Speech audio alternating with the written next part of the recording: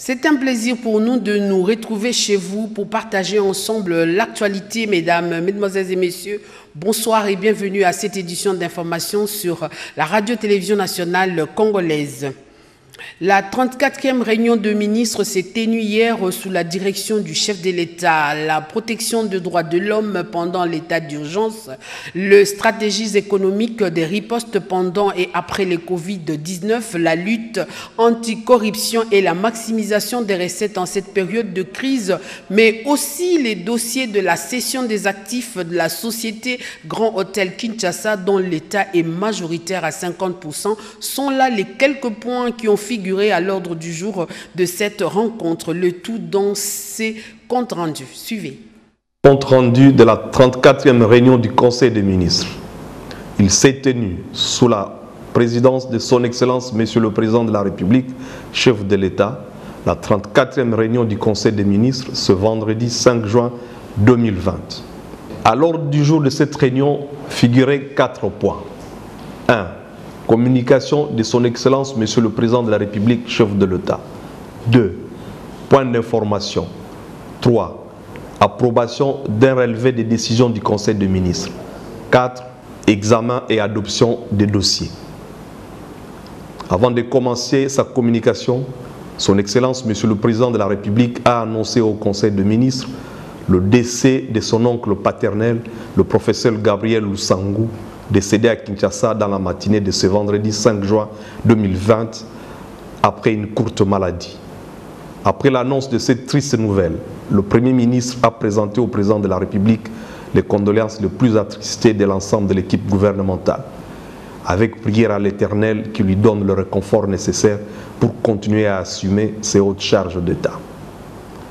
Le point de la communication du chef de l'État ont porté sur la protection des droits de l'homme pendant l'état d'urgence, les stratégies économiques de riposte pendant et après la Covid-19, la lutte anticorruption et la maximisation des recettes en cette période de crise, le dispositif de l'enterrement digne et sécurisé, les candidatures aux postes ouverts à la communauté économique des États de l'Afrique centrale et la participation de la République démocratique du Congo, la cession des actifs de la société Grand Hôtel du Congo, dont l'État est actionnaire à 50%.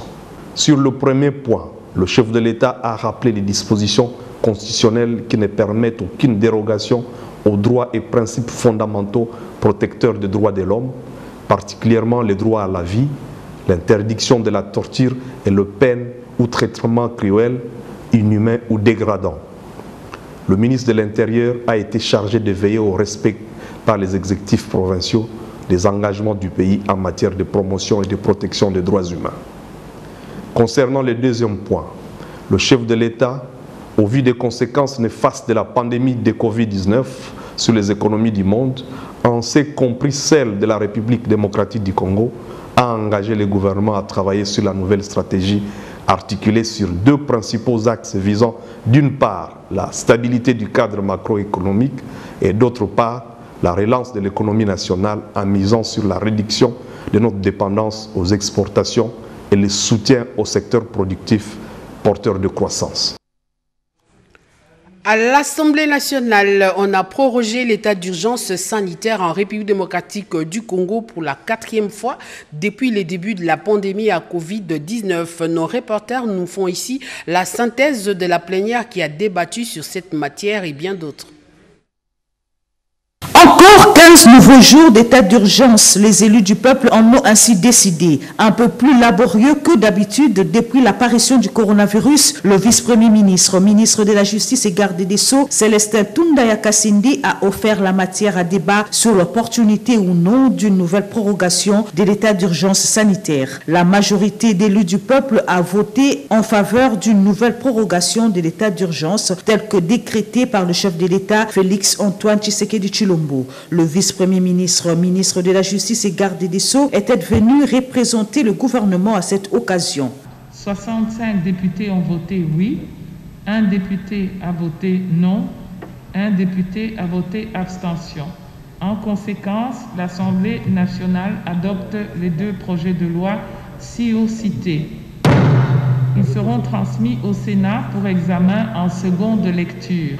La loi portant ratification de l'accord de prêt de 50 millions de dollars américains entre la République démocratique du Congo et les fonds africains de développement a également été adoptée au cours de cette plénière. Ce fonds est destiné à la réhabilitation de la nationale numéro 1 sur le tronçon Kinshasa-Njili-Bachamba, une distance de 477 km. Ce projet permettra de désenclaver les provinces de Kwilu et Kwango en boostant les activités commerciales de plusieurs autres provinces dont le Grand Kasaï et le Grand Katanga. C'est le ministre des Finances, Sélé Alagouli, qui a représenté au nom du gouvernement le projet de loi à l'Assemblée nationale. Deux autres propositions de loi sont passées à la loupe des députés nationaux. Il s'agit de la proposition de loi modifiant et complétant la loi numéro 11/022 du 24 décembre 2011 portant principes fondamentaux relatifs à l'agriculture de l'honorable Moutiri Wabachara Elvis et celle portant principes fondamentaux relatifs à la protection et à la promotion des droits des peuples autochtones pygmées de l'honorable Rachidi Boukanga Rubin. Les deux propositions de loi ont été versées à des commissions ad hoc pour approfondissement après débat général. Enfin, le nouveau premier vice-président de l'Assemblée nationale sera installé le 12 juin prochain, 3 jours avant la clôture de la session de mars. Le calendrier de l'élection du premier vice-président de la Chambre basse du Parlement a été publié au cours de la plénière par le rapporteur Célestin Moussa Kalumbo. Dépôt de candidature les 6 et le 8 juin 2020 de 10h à 17h. Examen des dossiers de candidature et affichage des listes de candidats le 9 juin 2020. Campagne électorale le 9 et le 10 juin 2020 jusqu'à 0h. Audition des messages des candidats et élection du premier vice-président au cours de la séance plénière du 12 juin 2020 à partir de 12h. Et installation officielle du premier vice-président. Les prétendants vont faire connaître leurs ambitions avant cette élection. La loi portant protection et reconnaissance de droits des peuples autochtones pygmées a été déclarée recevable à l'Assemblée nationale. Une décision qui réjouit les défenseurs des pygmées et la dynamique de groupes de peuples autochtones. Ils ont réagi au micro de nos reporters. Un combat de longue haleine pour lutter contre la discrimination, la marginalisation des peuples autochtones pygmées en République démocratique du Congo commence à porter des fruits. Les élus du peuple viennent de juger recevable la proposition de loi portant la protection et la reconnaissance des droits des peuples autochtones pygmées en République démocratique du Congo et envoyée à la commission socio-culturelle de l'Assemblée nationale. Lorsque les honorables députés ont voté massivement pour l'adoption de la proposition de loi que nous avons initiée, nous pouvons dire que c'est vraiment le couronnement d'un long processus. Et je peux vous dire que je suis très fier aujourd'hui que cette proposition que j'ai portée soit adoptée par mes collègues. Nous devons d'abord commencer à remercier les collègues députés qui ont accepté que la loi soit recevable. Le législateur congolais a prévu le respect, l'égalité même des peuples autochtones pygmées. Pour la dynamique des groupes de peuples autochtones pygmées, ceci est un jour historique. Plus de 8 ans de travail, effectivement, dans le sens de l'élaboration effectivement de cette initiative. Et il y a eu beaucoup d'éléments qu'on a recueillis auprès des communautés depuis 2011 jusqu'à nos jours. Mais aujourd'hui, pendant cette troisième législature, on a eu la chance et l'ouverture politique, mais aussi l'ouverture des députés nationaux qui ont accepté de mener un débat très scientifique, très utile sur les droits des peuples autochtones pygmées. Cette loi va permettre à la population autochtone pygmée de rentrer dans leurs droits. Quelle est la situation actuelle de la SNEL et la Régie des eaux, surtout en cette période de crise du Covid-19? Quelles sont les dispositions qui ont été prises pour servir la population? Les responsables de ces deux entreprises du portefeuille ont été auditionnés par une commission de l'Assemblée nationale. La problématique de la fourniture d'eau en cette période de la pandémie à Covid-19, en passant par la situation de l'état de lieu de la Régie des eaux, pour finir par le mécanisme de mobilisation des fonds pour améliorer la qualité de la desserte en eau à travers tout le pays. Toutes ces questions, le directeur général adjoint de cette entreprise publique, Désiré Bangueni Adeito, a fait savoir aux députés nationaux, membres de la commission suivi et évaluation de l'Assemblée nationale, que son entreprise est confrontée aux problèmes de gestion. Concernant la gratuité de l'eau instituée par le chef de l'État et le gouvernement en cette période où le lavage de mains est plus que exigé à longueur de journée, seuls les mois de mars et avril ne seront pas payés, a dit le DGA de la Régie des eaux. Les agents de cette entreprise de l'État vont devoir commencer à prélever les index pour le mois de juin dans les villes de Kinshasa, Bukavu et Goma. Ils ont écouté attentivement la grandeur même de cette grande entreprise qui est la Régie des eaux à travers le pays. Ils ont constaté également de problèmes de gestion, de problèmes de financement en ce qui concerne, par exemple, pendant cette période de gratuité où nous attendons la prise en charge de ça. Parce que c'est un manque à gagner assez important pour la société pour couvrir ces charges. En cette période de pandémie de Covid-19, la Société nationale d'électricité SNEL SA s'est vue obligée de se passer de 2 mois de facture mensuelle. La commission suivi et évaluation de l'Assemblée nationale a reçu le directeur général de SNEL pour qu'il réponde aux préoccupations des élus du peuple, membres de la commission. Un courant électrique quasi inexistant dans certains milieux qui est fait le seul grand opérateur national. Le député national voulait le savoir. Nous avons quand même eu certaines difficultés parce que qui dit la gratuité disait que nous allions manquer des recettes qui nous permettaient de faire le fonctionnement. C'est ainsi que nous avons sollicité une compensation du gouvernement et nous pensons que nous pouvons évoluer et permettre à la SNEL de continuer à assurer la fourniture d'énergie électrique à la population. Les commissions permanentes de l'Assemblée nationale mettent les bouchées doubles pour épuiser toutes les matières de cette session ordinaire de mars malgré les restrictions dues au coronavirus. Sachez aussi qu'à la Chambre haute du Parlement, on a aussi statué sur la prorogation de l'état d'urgence sanitaire en République démocratique du Congo. Reportage. Sur 109 membres qui composent le Sénat, 98 membres ont pris part au vote, dont 28 par procuration. 98 membres ont voté oui, aucun membre n'a voté non. Aucun membre n'a voté abstention. En conséquence, le Sénat vote le projet de loi portant autorisation de la prorogation de l'état d'urgence sanitaire proclamé par l'ordonnance numéro 20/014 du 24 mars 2020, tel que prorogé à ce jour.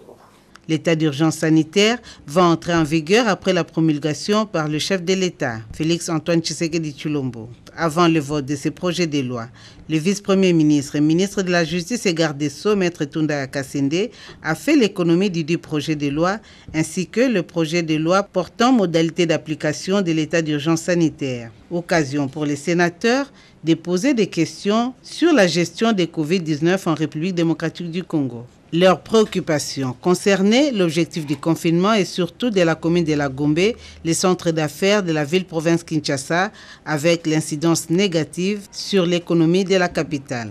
La possibilité d'assouplir le confinement, la décentralisation du test de dépistage par l'installation de laboratoires modernes et fiables dans les provinces, l'importance des tests massifs sur un échantillon aléatoire de la population, les budgets alloués à l'équipe de riposte pour ne citer que cela. Le vice-premier ministre, ministre de la Justice, a répondu à toutes ces préoccupations qu'il a jugées pertinentes.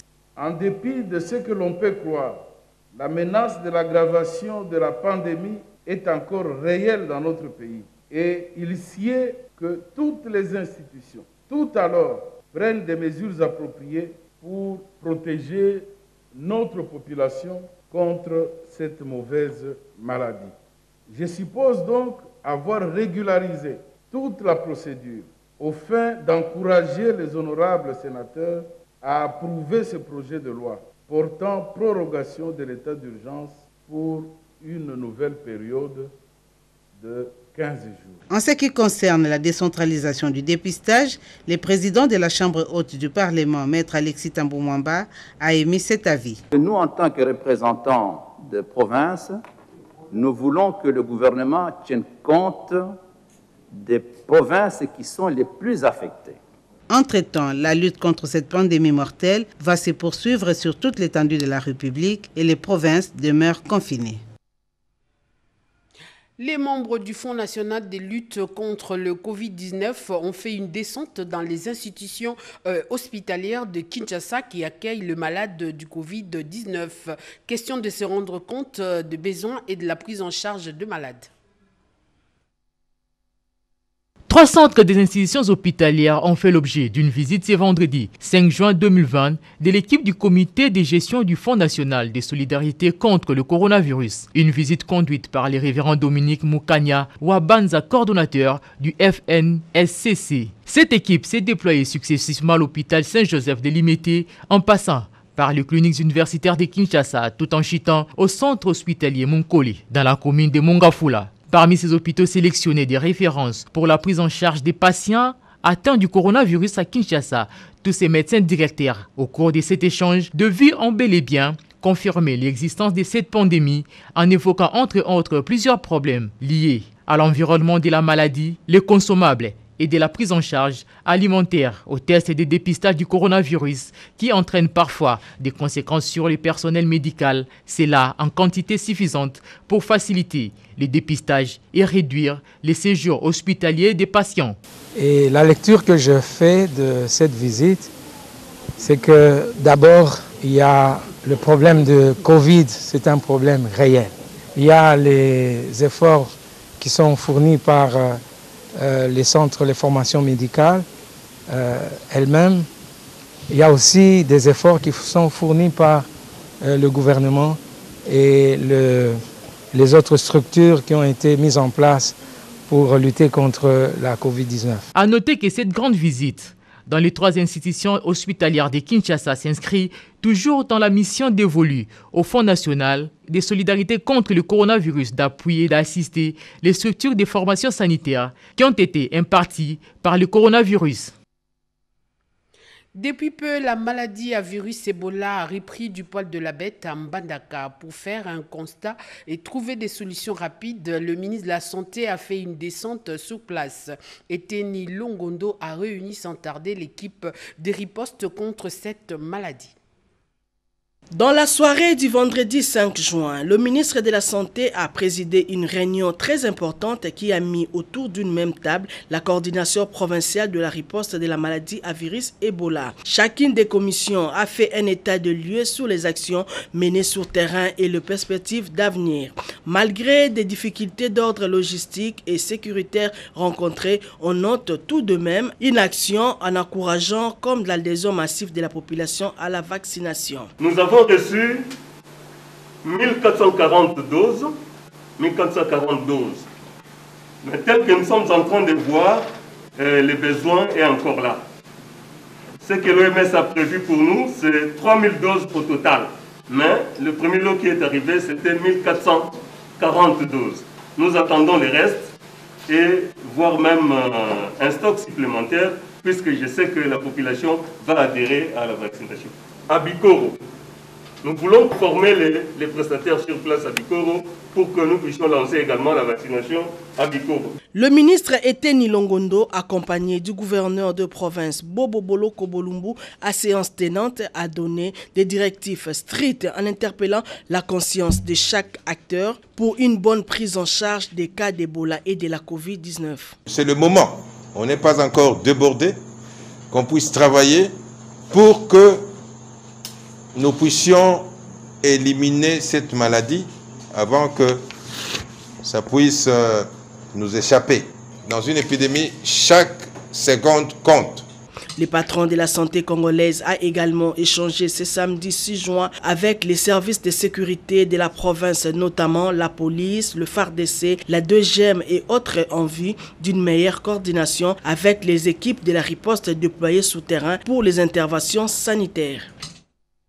En marge de la Journée internationale de l'environnement, le Conseil économique et social, qui s'occupe aussi du volet environnement, s'est penché sur la prise en charge, la sensibilisation de population sur cette pandémie qui a des effets sur l'environnement des humains. Le président du Comité économique et social a fait un message qui est commenté ici par notre confrère Bobo Koukou.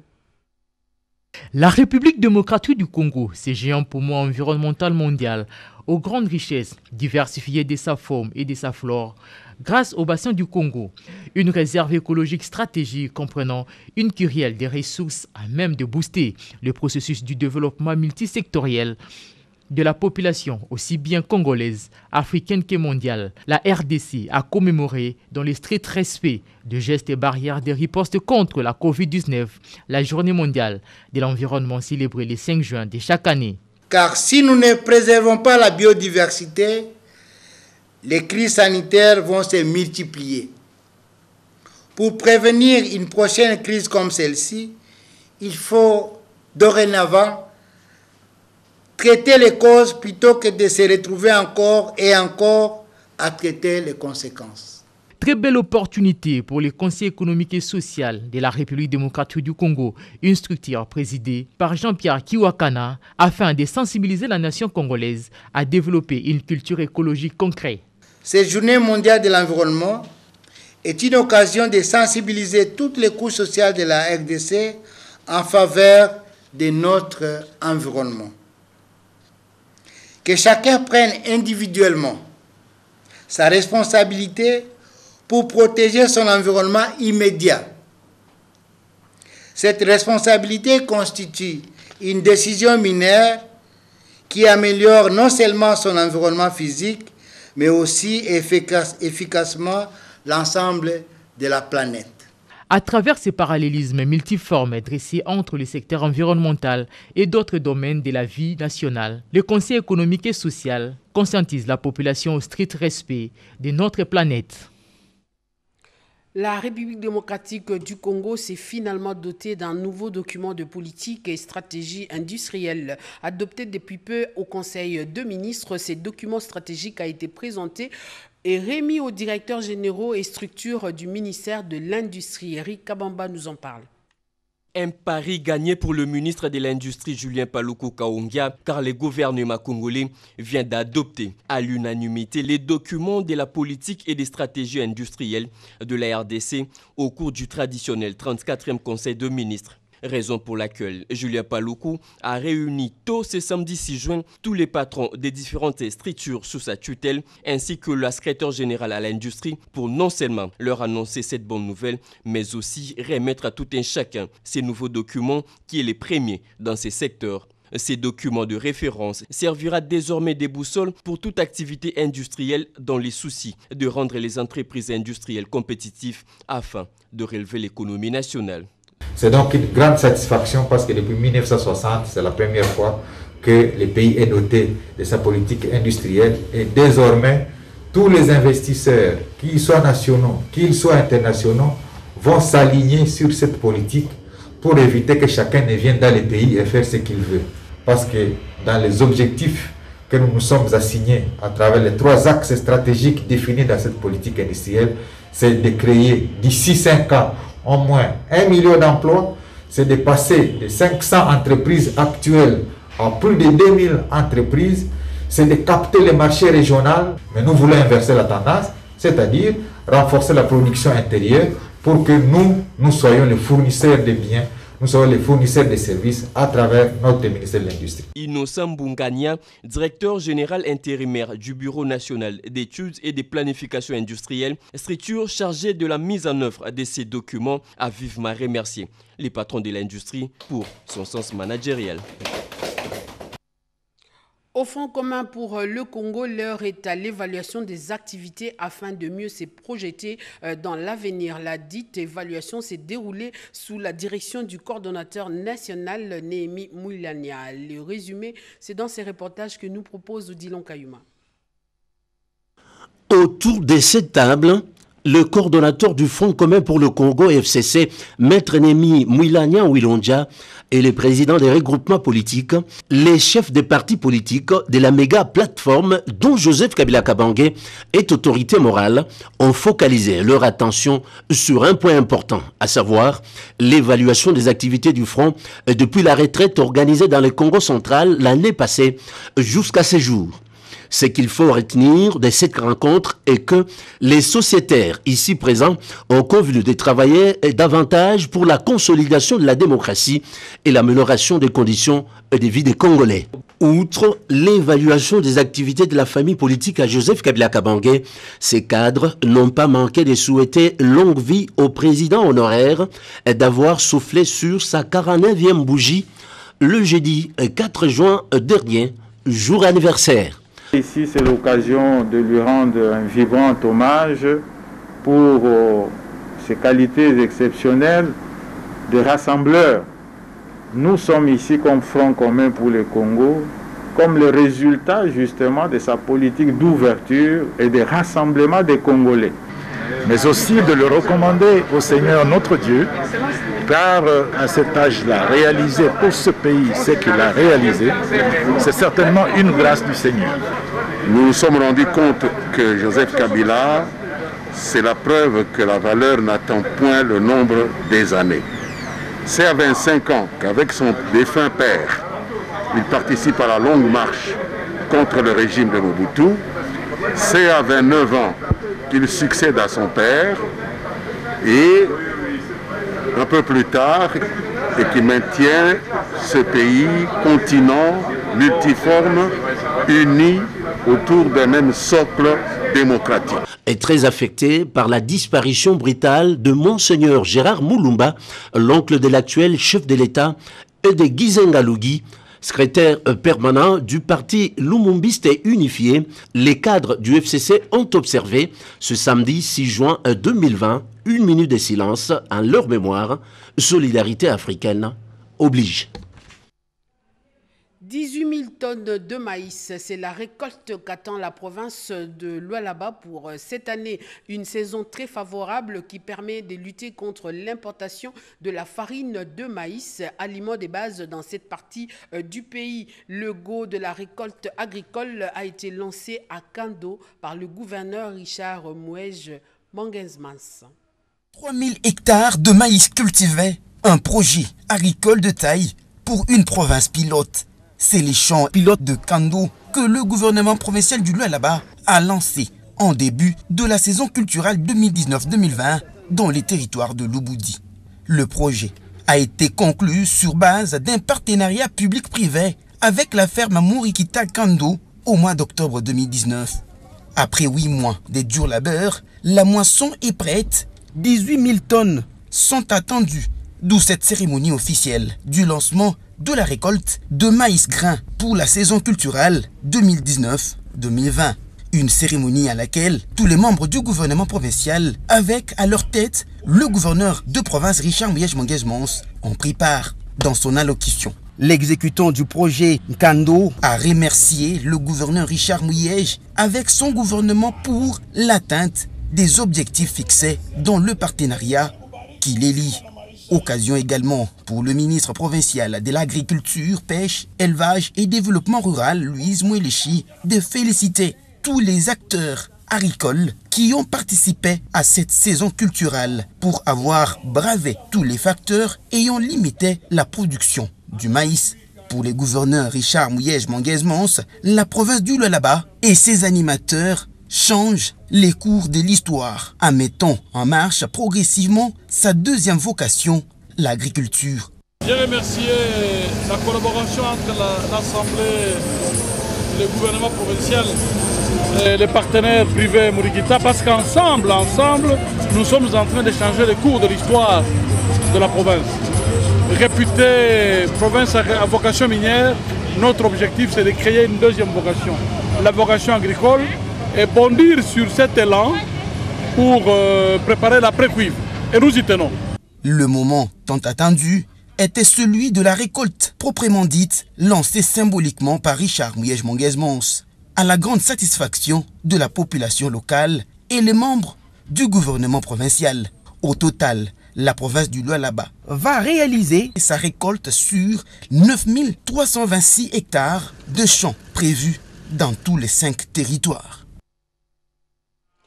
Un peu à côté, on constate des tensions à la frontière entre la RDC et la Zambie du côté de la province du Haut-Katanga. Le gouverneur de cette province a fait un appel au calme aux populations de cette partie du pays. Barrer la route menant dans les installations de l'entreprise minière Frontière SA, brûler des pneus 2 jours durant sous la voie publique de Kijiba, c'est ainsi que les populations autochtones de la cité de Sakanya ont exprimé leurs revendications. Nous sommes en train de réclamer premièrement et primordialement le départ des 2 messieurs, notamment Jean-Jacques Kaboulou et Chris Kabongo, pour motif avoir foulé au pied nos traditions. Face à cet état des choses, le gouverneur Jacques Aboula Katoué a dépêché sur place son vice-gouverneur. Dès son arrivée, Jean-Claude Canfoy ira au contact des manifestants. Usant de sagesse et de diplomatie, il va les convaincre d'emprunter des voies pacifiques pour une suite favorable dans un bref délai à leurs préoccupations. Que les jeunes de Saint-Pierre et Abelou les aident à dégager immédiatement la route avec le concours de cet engin de la société Psaume 113 qui est là. Le vice-gouverneur de province enchaînera des rencontres tour à tour avec le conseil local de sécurité avant de mettre autour d'une même table les représentants des Frontières SA et les délégués des autochtones. Après un temps d'échange, Jean-Claude Canfoy a convaincu les 2 parties à fumer le calumet de la paix. Tout est bien qui finit bien, il s'en suivra une reprise normale des activités dans la botte de la RDC. Le haut cadre de la fédération du PPRD province de la Chopo se sont retrouvés pour commémorer leur autorité morale. Un gâteau imposant, rehaussé de bougies allumées et surmonté de 2 chiffres, les 4 et les 9, pour les 49 ans révolus du président honoraire Joseph Kabila Kabange. Voilà ce que les hauts cadres du PPRD, Fédération de la Chopo, se sont partagés pour cet anniversaire. Après avoir soufflé sur les bougies et servi les gâteaux, le secrétaire exécutif provincial du PPRD, camarade Louis-Marie Walelou Fungula, gouverne la province de la Chopo, entouré de sa respectable épouse, Madame Bijou Kaiko Wale, et d'un invité de marque d'un parti frère, le vice-gouverneur Maurice Abiboussa Kapela, le numéro 1 du PPRD Chopo, Louis-Marie Walelou Fungula, a pris la parole pour souligner les qualités historiques exceptionnelles du sénateur à vie, Joseph Kabila Kabange.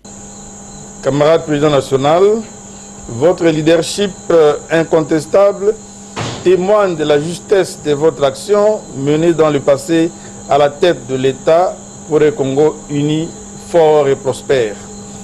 L'histoire retiendra que vous avez brillamment réussi à relever les défis de l'organisation de 3 cycles électoraux, dont le dernier a conduit à la passation pacifique et civilisée du pouvoir entre un président élu entrant et un président élu sortant, ce qui fait incontestablement de vous le père de la démocratie congolaise. Au chapitre des cadeaux, les cadres du PPRD, Fédération de la Chopo, ont fait des prières ardentes et des supplications pour que Dieu éternel accorde longue vie, santé de fer et grande sagesse à leur leader.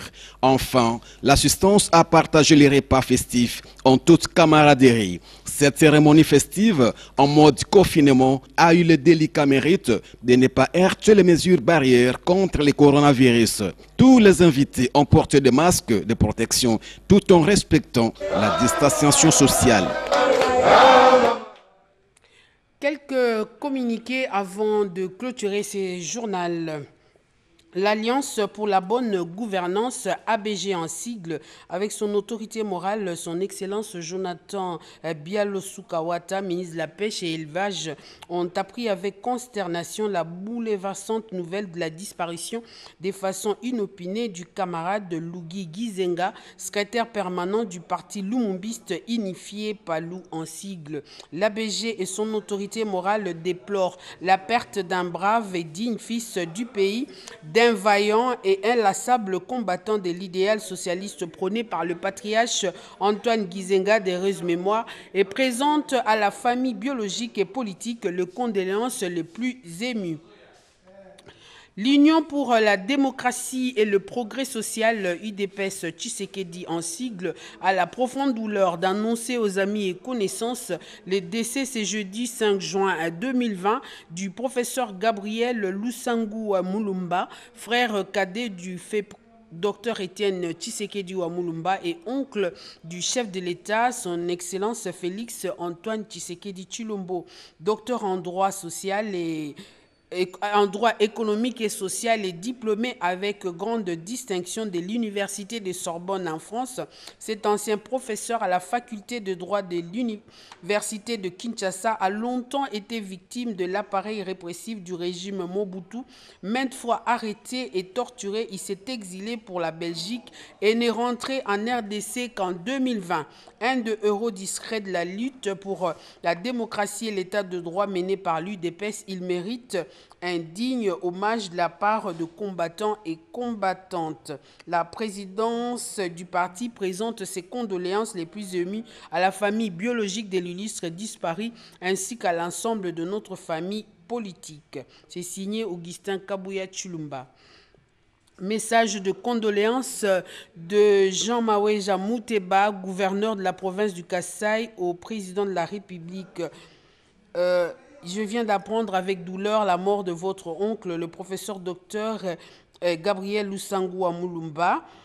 Et la mort, toujours la mort, ne veut pas vous accorder du répit. Elle vous plonge à tout moment dans la tristesse. Puisse l'Éternel, Dieu Tout-Puissant, seul capable de penser les plaies du cœur, vous console et vous fortifie. Au nom de toute la famille, la population du Kasaï oriental et au mien propre, je vous présente à vous et à toute la famille biologique et académique de l'illustre disparu mes condoléances les plus attristées. Jean Maweja Mouteba.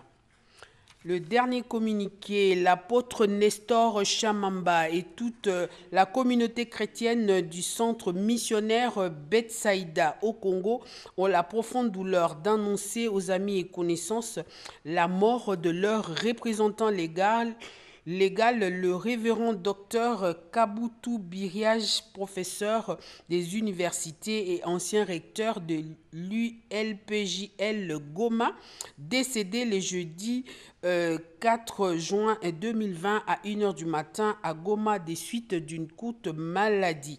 Programme, la levée du corps est prévue pour le lundi 8 juin, suivi de l'enterrement à Goma. Ici à Kinshasa, le deuil est observé à Kinkole, référence arrêt virage pour tout contact 081 11 77 56 64. Ce communiqué tient lieu de faire part. C'est la fin de cette édition d'information. Prenez rendez-vous tout à l'heure à 22h avec José Baïtoabo et à minuit avec Angèle Mabiala-Landou. Passez des bons moments et surtout merci de votre fidélité à la radio-télévision nationale congolaise.